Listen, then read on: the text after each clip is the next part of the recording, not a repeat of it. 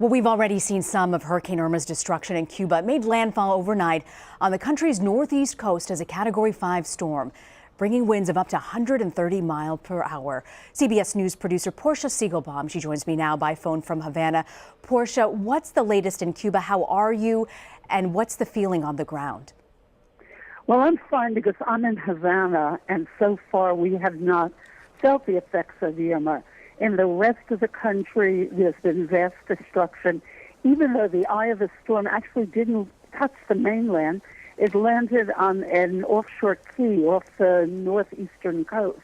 And then it rampaged through this chain of keys that are prime tourist destinations, causing a lot of structural damage. And that area had been practically completely evacuated before the storm came. Now people in Havana are in shock because nobody really expected the storm to come this far west. Rena? So, Portia, Irma didn't make a direct hit there, but there was still a lot of damage, though, right?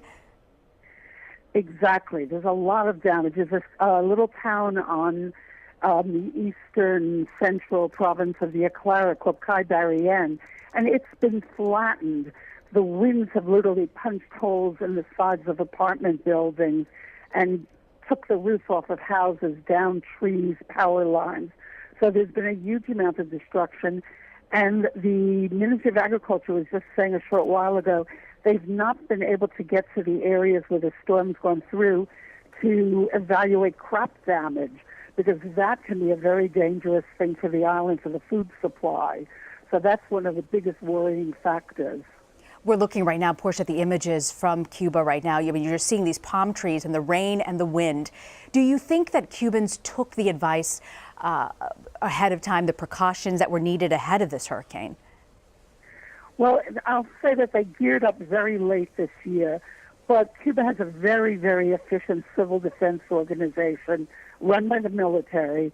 And on Wednesday of this week, when they decided we've got to prepare, they started evacuating people, and there are nearly 1 million people evacuated.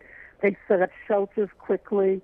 They started moving, harvesting what crops could be harvested, canceling bus and train transportation to the islands, calling in fishing fleets. And people did. It's just that preparations here are more difficult than you might imagine because people don't have a lot of the resources they need to protect their homes. So lives are protected, but property is much harder to protect. Yeah, makes a lot of sense. Portia Siegelbaum on the ground there in Havana, Cuba. Thank you for joining us, Portia. Stay safe, please. Thank you.